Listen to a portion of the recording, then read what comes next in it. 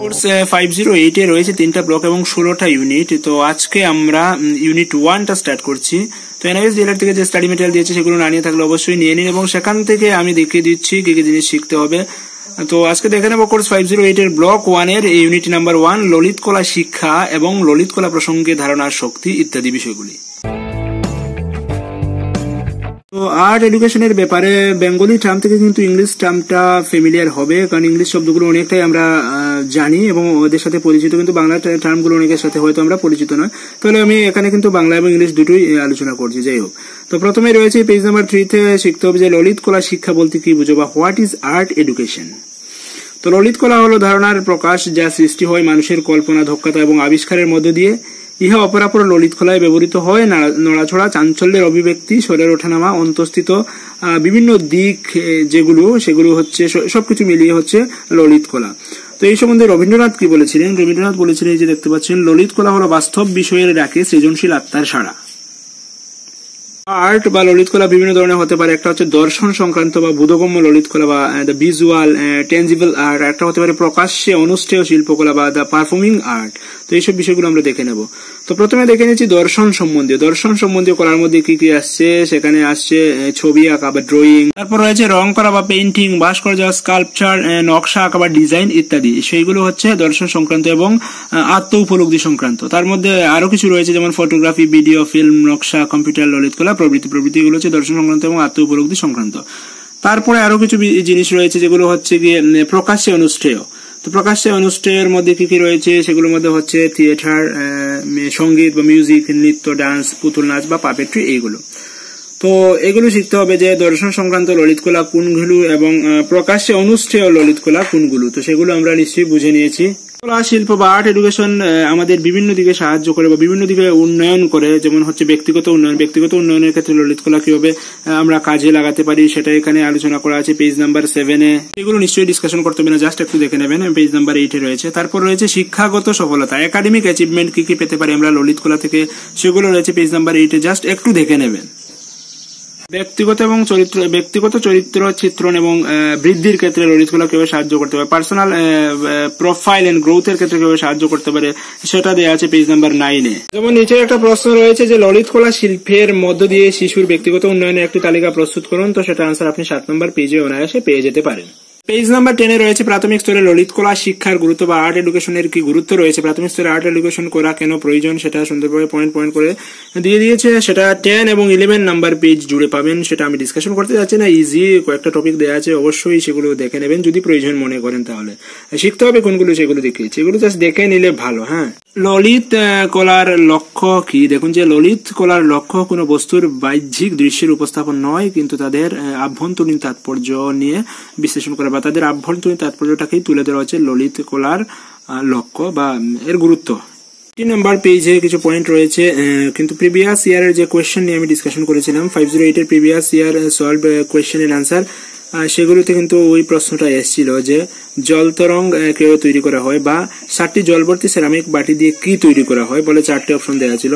তো বলছি যে প্রিভিয়াস 508 না, শুধু 508, 509, 510 এর প্রিভিয়াস ইয়ারের সলভ MCQ গুলো নিয়ে আমি আলোচনা করেছি, আলাদাভাবে ভিডিও আছে বা সেগুলোর PDF ও আপনি ফ্রিতে ডাউনলোড করতে পারবেন, লিঙ্কগুলো দেওয়া আছে চ্যানেলে, দেখে নেবেন। তো যদি আমি লিঙ্কগুলো নিচে দিয়ে দেওয়ার চেষ্টা করবো, ডেসক্রিপশন বক্স চেক করলে পাবেন।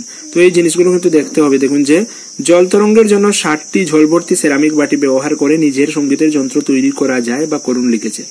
তো প্রশ্ন হতে পারে যে 7টি জলভর্তি সেরামিক বাটি দিয়ে কি তৈরি করা যায় বলে 4টে অপশন দিয়ে দিতে পারে, জল তরঙ্গ, গিটার, সেহনাই, বাঁশি, আমরা অনেক কিছু দিতে পারে। তো এক্ষেত্রে তো 7টি জলভর্তি সেরামিক বাটি দিয়ে আমরা কি তৈরি করতে পারি জল তরঙ্গ। নিচে কি দিয়েছে যে 7টি কুক বোতলের সাহায্যে বিভিন্ন ঘনত্বের রাবার ব্যান্ড ব্যবহার করে গিটার তৈরি করা যায়। তো এটাও প্রশ্ন হতে পারে যে 7টি কুক বোতল ব্যবহার করে বিভিন্ন ঘনত্বের রাবার ব্যবহার করে আমরা কি তৈরি করতে পারি, সেটা হচ্ছে গিটার তৈরি করতে পারি। ললিত কলার বিভিন্ন গুরুত্ব রয়েছে। গুরুত্বের মধ্যে দেখুন যে লেখা আছে স্নায়ুবিজ্ঞান বলেছে যে ললিত কলা শিল্প ব্রেনের গুরুত্বপূর্ণ অংশের উন্নয়ন এবং ক্রিয়াশীল হতে সাহায্য করে, যা শিশুর বহুমুখী বুদ্ধাঙ্ক বৃদ্ধিতে সাহায্য করে। তো সেটা লেখা আছে 21 নম্বর পেজে। তারপর ললিত কলা শিল্প থেরাপি শিশুদের উন্নয়ন এবং তাদের আবেগের সঙ্গে যুক্ত করার ক্ষেত্রে খুবই ফলপ্রসূ হয়। তো এইসব জিনিস ললিত কলার কিছু গুরুত্ব। তারপর রয়েছে আঞ্চলিক ললিত কলা এবং কারুশিল্প বা রিজিওনাল আর্টস এন্ড ক্রাফট। তো ক্রাফট আমরা বুঝি, কারুশিল্প আমরা বুঝি, কারুশিল্প যে শিল্পের মাধ্যমে আমরা যে জিনিসগুলো তৈরি করলাম বাস্তব জীবনে যেগুলোকে আমরা ব্যবহার করতে পারি, বিভিন্ন কাজে ব্যবহার করতে পারি, প্রয়োজনে ব্যবহার করতে পারি, সেগুলোকে বলা হচ্ছে কারুশিল্প।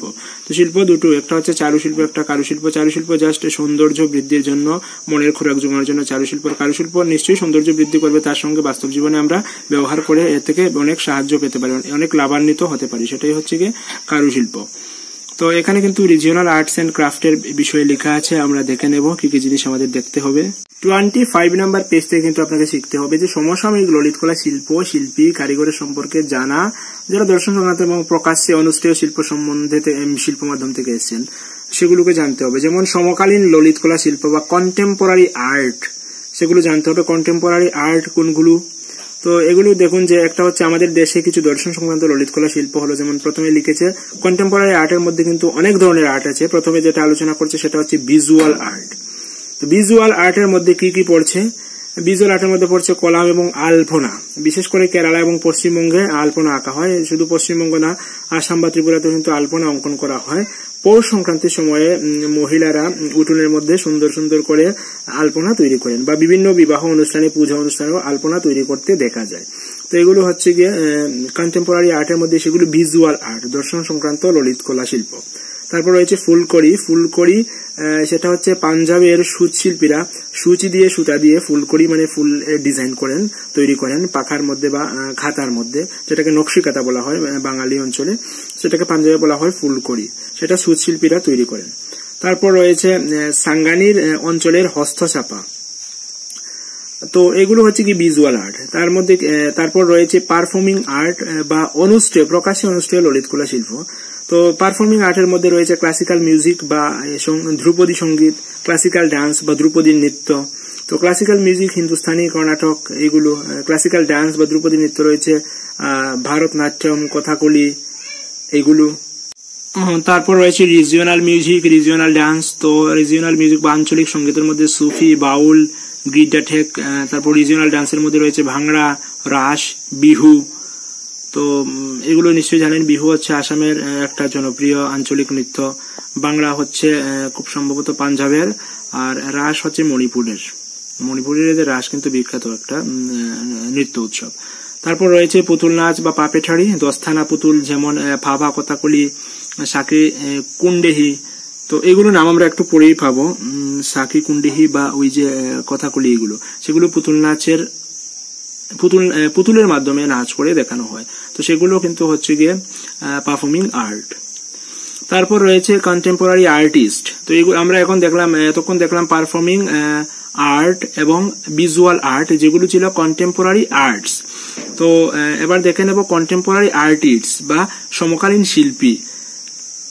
তো শিল্পীরা কি কি? শিল্পীরা দেখুন যে প্রথমে রয়েছেন বনমালী মহাপাত্র, উনি কিসের সঙ্গে যুক্ত? উনি গঞ্জিফা কার্টস এর সঙ্গে যুক্ত। বিজয় যোশী ফাদ পেন্টিং এর সঙ্গে যুক্ত।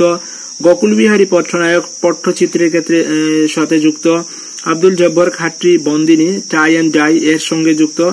ফিরদৌস আহমেদ জাল পশমিনা শাল বয়নের সঙ্গে যুক্ত।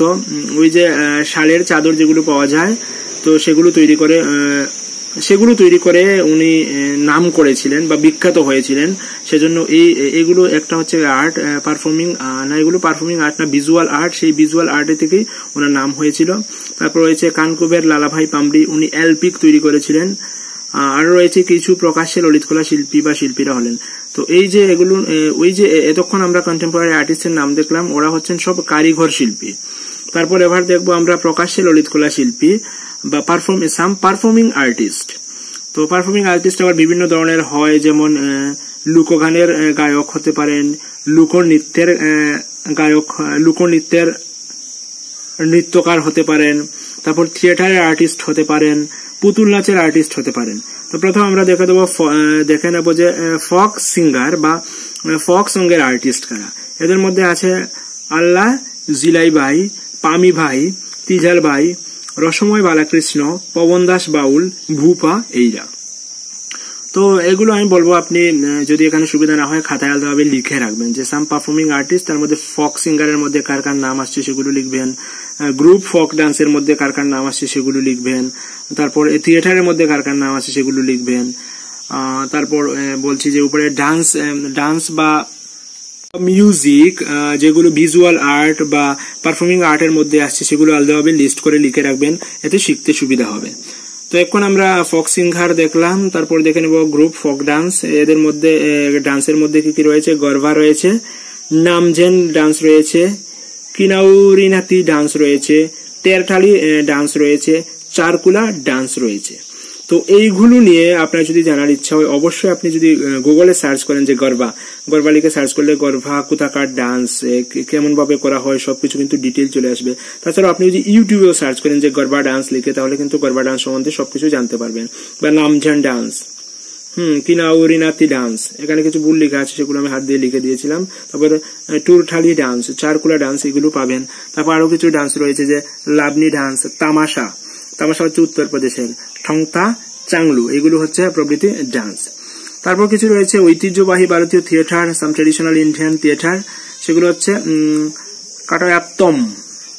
তো এটি একমাত্র টিকে থাকা প্রাচীন সংস্কৃত থিয়েটার। তো একমাত্র প্রাচীন সংস্কৃত থিয়েটার যেটি বর্তমানে অস্তিত্ব রয়েছে সেটি কি? সেটি হচ্ছে কাটায়াত্তম।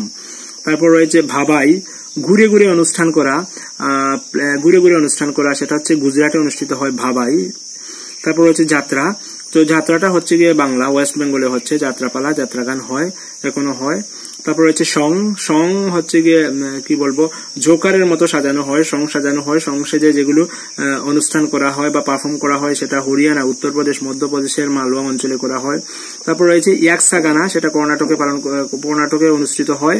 কথাকলি নৃত্যনাট্য, সেগুলো হচ্ছে কেরালায় করা হয়। তারপর আরো কিছু রয়েছে পুতুল নাচের রূপ, পাপেটারি ফর্ম। পুতুল নাচের মধ্যে দস্থানা পুতুল নাচ, সেটা কেরালা রাজ্যে হয়, সেটার নাম হচ্ছে পাভা কথাকলি। ওড়িশা রাজ্যে হয়, সেটা হচ্ছে শাহীকুণ্ড। পশ্চিমবঙ্গে হয়, সেটার নাম হচ্ছে বেনের পুতুল নাচ। ছায়া পুতুল নাচ হয়, শ্যাডো পাপেটারি ডান্স হয়, যেটা পর্দার মধ্যে দেখানো হয়। ছায়ার মধ্যে আমরা দেখতে পাই সেই ডান্সগুলো কালো করে, যেগুলো নিশ্চয়ই আপনি দেখবেন। আর যদি না দেখে থাকেন আমি এই ভিডিও শেষে কিছু আমার এই টপিকের সঙ্গে রিলেটেড কিছু জিনিস আরো এড করে দেব ভিডিও বা ছবির মাধ্যমে, সেগুলো দেখতে পারবেন। তো ছায়া পুতুল নাচ সেটা অন্ধ্রপ্রদেশে হয়, সেটার নাম হচ্ছে থলু বুমলথা। মহারাষ্ট্রে হয়, সেটার নাম হচ্ছে চামা দে আছে। ওড়িশা এবং তামিলনাড়ুতে হয়, সেটা হচ্ছে টুলপা ভাইকুতো। তো এইগুলো হচ্ছে কিছু পুতুল নাচের ধরন।